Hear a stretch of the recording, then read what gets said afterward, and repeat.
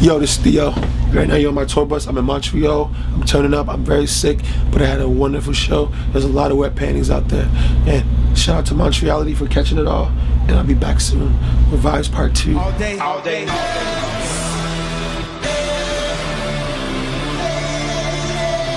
High school. My high school, I was really cool. I mean, it took me all middle school to pay my dues, you know. And I had a lot of stylish cousins from Flatbush, so what we would do is we would borrow each other's clothes. So every day I had clothes to borrow. So, you know, you get to, you know, anyway, I don't want to go too long. So people know me as the class clown. You know, I make fun of kids to make myself feel better. And I always wanted to appear as a bully because I know you had to be tough in New York. I appeared as a bully, but I was always really sweet. And I was the best dressed and best dancer. My first job was at Calvin Klein at a big mall outside. My second job, I got fired. My second job was at Marc Ecko. I got fired from Marc Ecko because since I didn't have any money to buy clothes, I came to work with big clothing, and I leave work with like 4 pair of jeans on and 5 pair of shirts on under my big clothing. And I would throw the receipts, the stickers of the clothes in the garbage in the bathroom. Dumb me, of course, it caught up to me, and they found out it was me. My first rap was last name London, first name Theophilus. How can I lose? Never homie, it's obvious. Hey girl, you give me the blues, don't say. So when I started making music, I looked with the guys like Pharrell and Kanye. So I was playing shows in Harlem. There wasn't too many guys like those guys out because people didn't like those guys. It was a huge era of like only hardcore hip hop stuff. If you didn't rap about the guns and make those cool metaphors, you weren't cool. So finally, guys, that was musical. They see my show tonight is very musical. I focus on the music first and I come up with a melody and a story that makes sense to my life. So I play these shows at a club in Harlem, and these guys have big furs on with guns. And I'm singing these soft songs to girls, and I'm dancing, and actually these guys start moving and liking me, because anywhere that girls go, the guys want to go. So I had this reputation in New York where a bunch of girls go to my shows. So this song is like, hey girl, you give me the blues, don't stop, baby, do what you do, like, oh no. Hey girl, you give me the blues, don't stop, baby, do what you do, like, oh no. You know that you my baby, and you know you drive me crazy. Hey girl, you give me the blues, hey girl, you give me the blues, like, oh no. Yes, he flew me out to Mexico, mostly to play basketball, and then I would work on my own stuff. And he's like, yo, why don't you write a song for me? He's like, yo, you know how much pussy around the world you would get if you're on my album? I said, yo, you're right.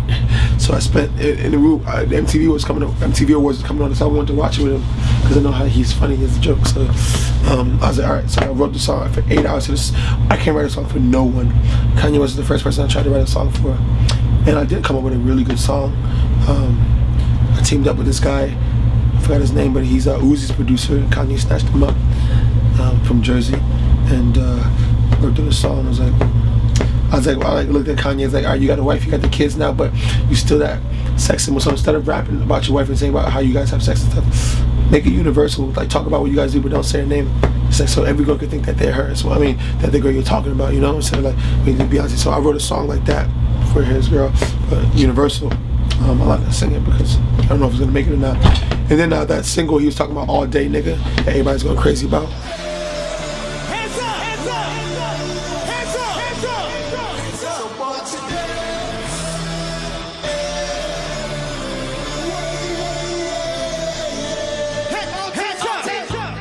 I sang back up on that. He originally had a Jamaican sample going, won't you play, bound to rock the world, play, and you know what, it was like, fuck samples, I want to re-record that. So I re-recorded that a couple times with Mike Dean in another room, and he taught me about the home studio. Kanye brought the home studio back, and his home studio is the sickest of them all. He borrowed the house of Joe Blow, whatever his name is. He started the Girls Gone Wild thing. He's a Girls Gone Wild guy, and he was staying there. So that's a dope memory. Hopefully I made the album. Kanye is changing the album every day.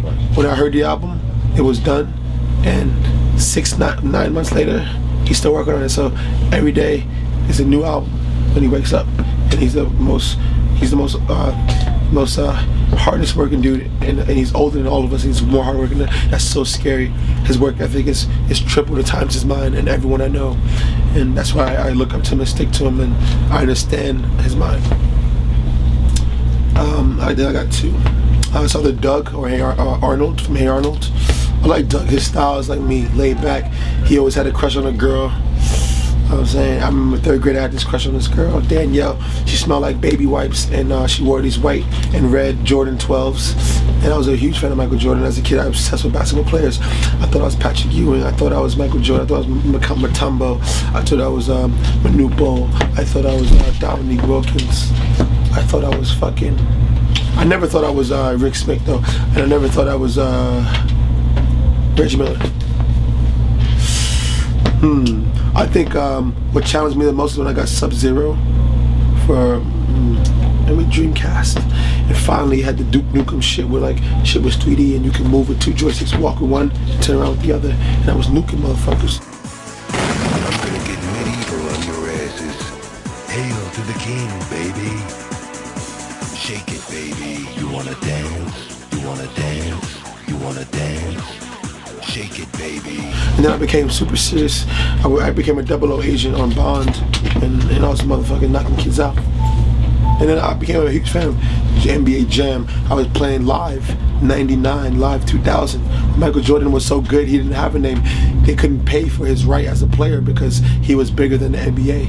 And they wanted to make his thing the logo, but they didn't do it. You know, they can't make America look like black people are ruling here, so we can't have the black logo as an NBA guy, you know? You know what I'm saying? But Selma sucked as a movie, so they should stop arguing that they're not getting the Oscars because they're black. Like, it's not about race, man.